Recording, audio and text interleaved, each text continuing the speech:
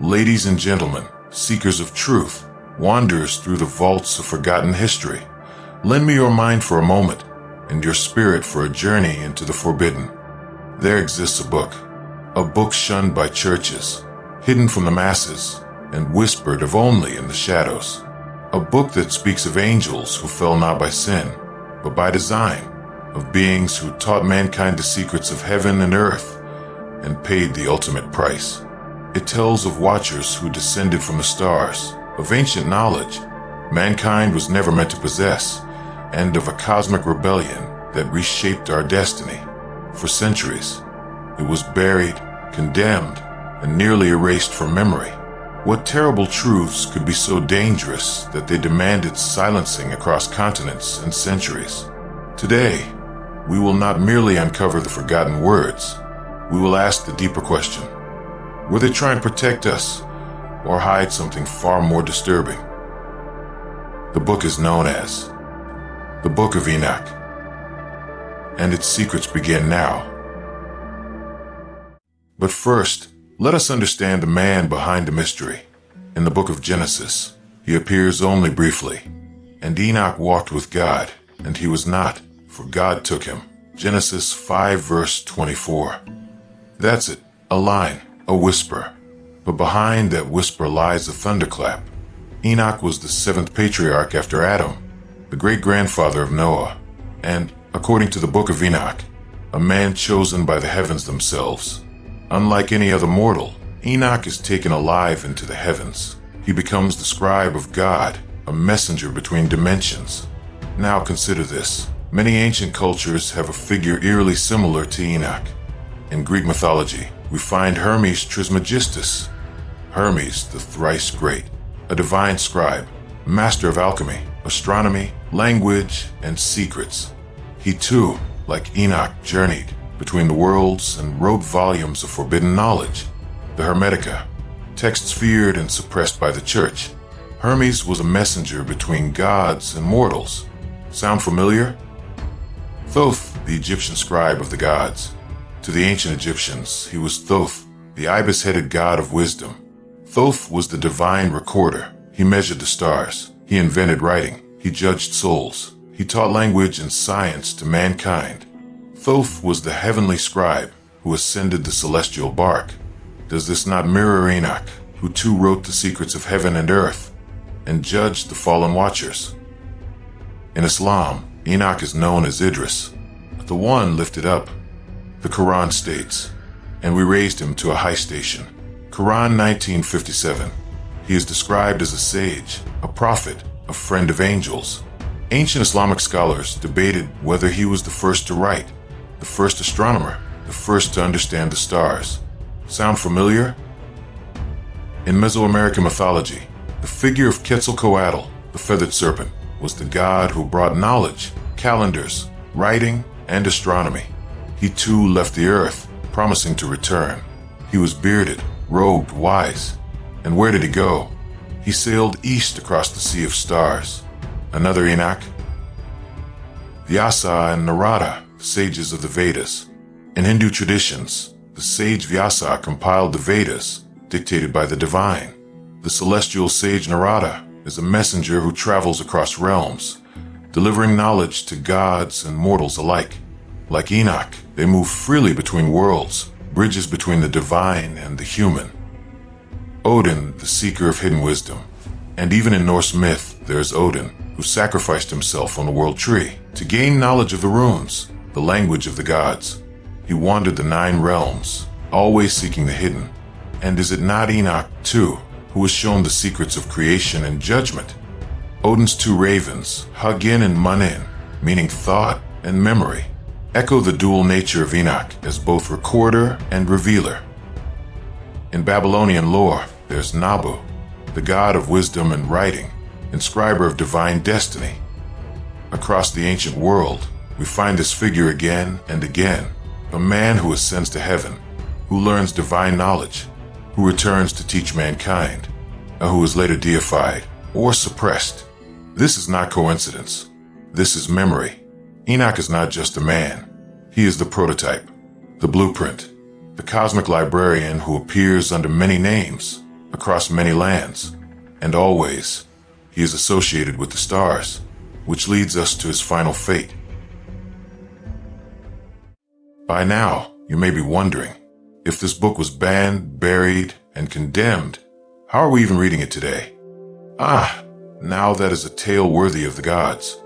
For over 1,000 years, the Book of Enoch disappeared from the Western world, thought to be lost, perhaps mythological itself. But it was not gone. It had survived in the most unexpected of sanctuaries, the Ethiopian Orthodox Church, a Christian tradition that split from Rome in the earliest centuries, never removed it from its canon, hand-copied in the ancient language of Gizi. The Book of Enoch endured in monasteries hidden in the mountains, read by priests who preserved its power. Then in 1773, a Scottish explorer named James Bruce traveled to Ethiopia in search of the Nile's source. What he found instead was 3 complete manuscripts of Enoch, and he brought them back to Europe. But the story doesn't end there. In the 1940s, a young Bedouin shepherd stumbled upon a cave near the Dead Sea. Inside were scrolls, fragments of parchments, untouched for 2,000 years. Among the Dead Sea Scrolls, scholars discovered Aramaic fragments of the Book of Enoch. This proved what few dared believe, that the book had not only been real, it had once been deeply respected by Jewish sects before the time of Christ. Hidden in the caves of Qumran, preserved in the highlands of Africa, the book had survived the flames. It was not destroyed. It was waiting. Now that we know how the book returned to us, let us peer inside. The Book of Enoch is not one text, but a collection of visions, prophecies, and cosmic journeys. Most scholars divide it into 5 major sections. 1. The Book of the Watchers. This is where the mythos begins. Angels, called the Watchers, descend to earth and take human wives.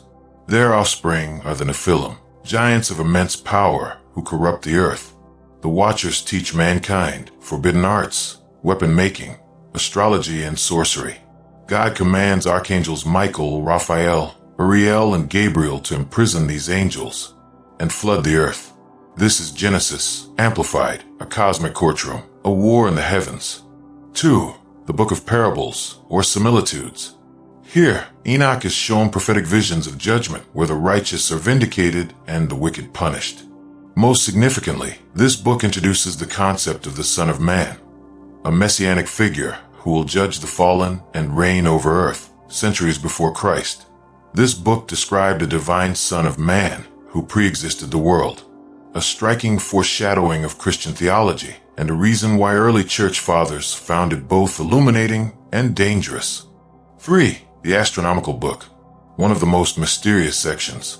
Here, Uriel teaches Enoch the laws of the stars, the calendar, solstices, lunar phases, planetary cycles. A 364-day calendar is revealed, different from the Hebrew 354-day lunar calendar and remarkably similar to the ancient Egyptian and even Mayan systems.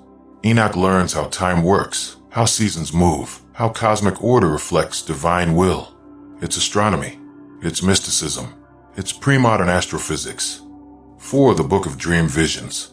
Enoch recounts symbolic dreams that portray the history of Israel as a parable of animals, sheep, bulls, lions, representing nations, prophets, oppressors. It blends political allegory with cosmic prophecy.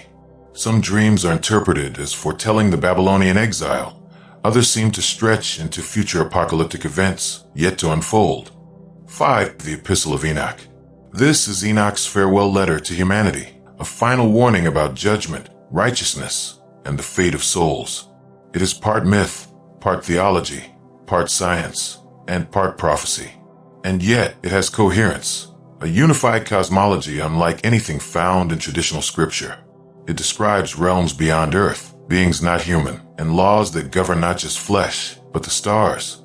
Is this the imagination of a desert mystic? Or is this revelation, buried because it revealed too much? Taken together, these 5 books form a cosmic arc, the corruption of divine beings, the judgment from above, the laws of the heavens, the allegory of nations, the destiny of souls. They form a philosophy of divine justice, cosmic order, and mystical insight. This is not primitive. This is not crude.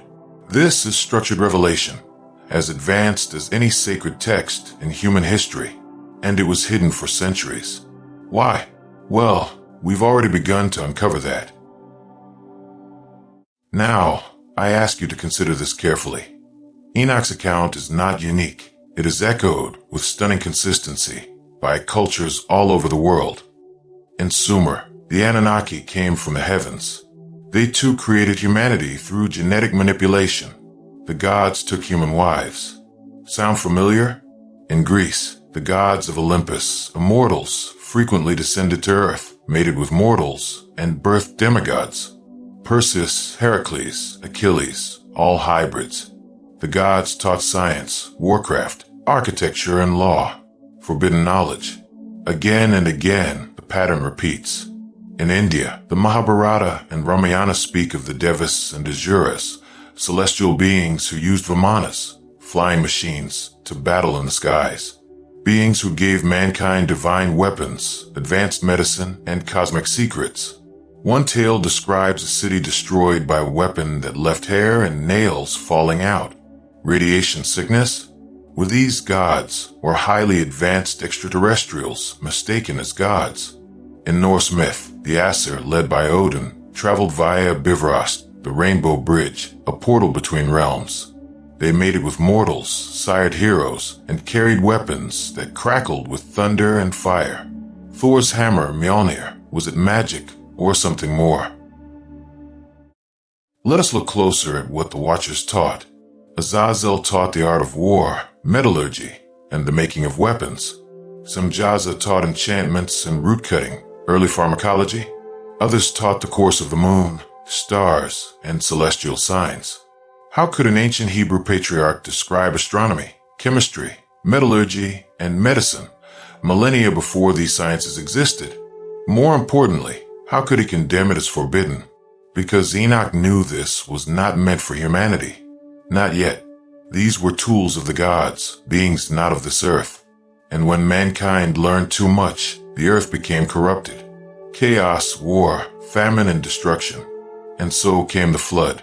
A reset. Sound familiar? The Book of Enoch tells us that the Nephilim caused such havoc that God, or the Elohim, sent a deluge to wipe the slate clean. But this is not just in Enoch. The Sumerians told of Ziusadra, who built a great boat at the command of Enki. The Babylonians told of Utnapishtim in the Epic of Gilgamesh, who was warned by the gods. The Greeks told of Deucalion and Pyrrha, who survived Zeus's flood. The Hindus told of Manu, who was warned by the fish god Matsya. Are we really to believe that every civilization independently invented a story about a worldwide flood following a descent of divine beings? Or is it possible that they are remembering the same event? One true event, preserved in myth, coded in story, buried in time. After the flood, Enoch describes a celestial trial. The Watchers are judged by the Most High, and they are cast into the earth, bound in the valleys of fire, waiting for a final judgment. Who is this Most High? Is this a singular God, or the Council of Elohim, the plural gods in Genesis? Is it possible the Watchers were renegade astronauts, genetic engineers violating the directives of their civilization, teaching too much too fast? Perhaps they were not supposed to interfere, and when they did, the consequence was mass destruction and punishment. And their story, told in Enoch, is not spiritual fiction. It is a declassified record in the language of myth. Now that we understand who Enoch truly was, a prophet, a divine messenger, a traveler beyond stars, we must ask a chilling question. Why was his book hidden? The Book of Enoch, once revered, once circulated, once quoted by saints, was systematically removed from the biblical canon, and not because it was unimportant, not because it was untrue, but perhaps because it revealed too much. Let us be clear, the Ethiopian Orthodox Church, one of the most ancient Christian traditions, still includes the Book of Enoch in its Bible today. Early church fathers like Tertullian, Justin Martyr, Athenagoras, and Clement of Alexandria all referenced it as divinely inspired. The New Testament itself, in the book of Jude 1:14 and 1:15, directly quotes from Enoch. word for word. So what changed? The banishment began with the early church councils, Nicaea, Laodicea, Hippo, and Carthage between 325 AD and 397 AD. These councils, often held under Roman imperial authority, sought to establish a unified doctrine. Anything that strayed from the emerging orthodoxy was seen as dangerous. In the Book of Enoch, it was too bold, too cosmic, too strange.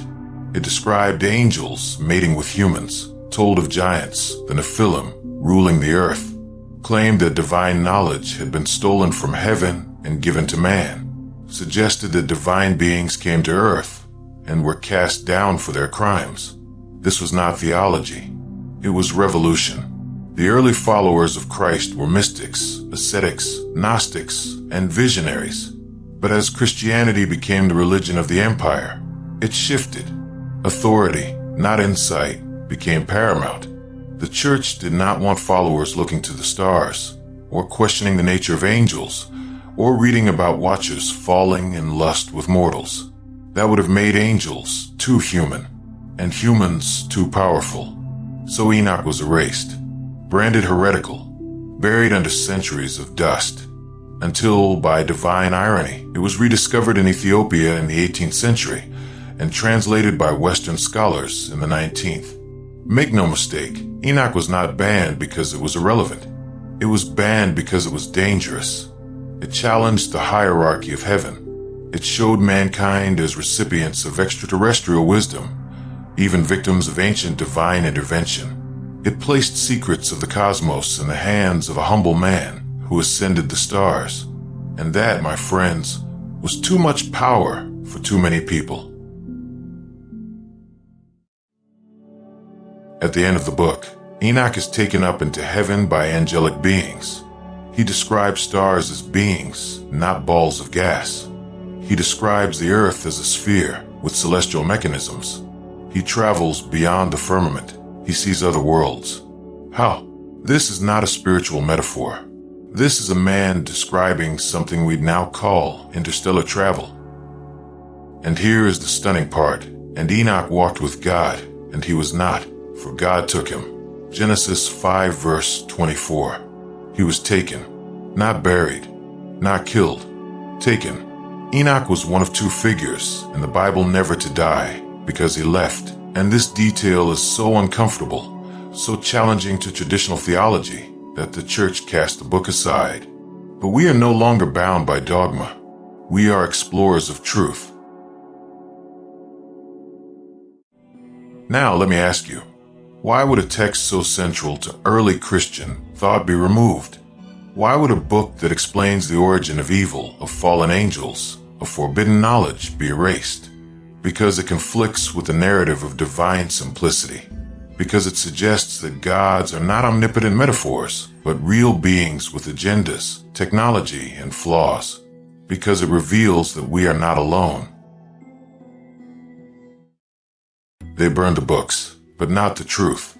The Book of Enoch survived in Ethiopia, preserved by the Ethiopian Orthodox Church, which still includes it in its canon. Let that sink in. An entire church kept the truth alive while the rest of Christendom suppressed it. Why? Because they knew. Because the people of the highlands had not forgotten the stars. And now, neither will we. The Book of Enoch is not myth. It is memory. It is a record of a time when humanity was touched, uplifted, and corrupted by beings not of this earth. And there it is. Enoch, not just a man, but the embodiment of a universal archetype. A figure who reappears in different robes and different names, but always carrying the fire of the gods. And if Enoch is right, they are watching still. My friends, this is not the end. It is merely the first step through the veil. There are other doors. Sumer, Egypt, the Anunnaki, the Olympians, the Tothaday Danann, and the gods of the stars yet to come. But remember this, once you have read the Book of Enoch, you can never go back.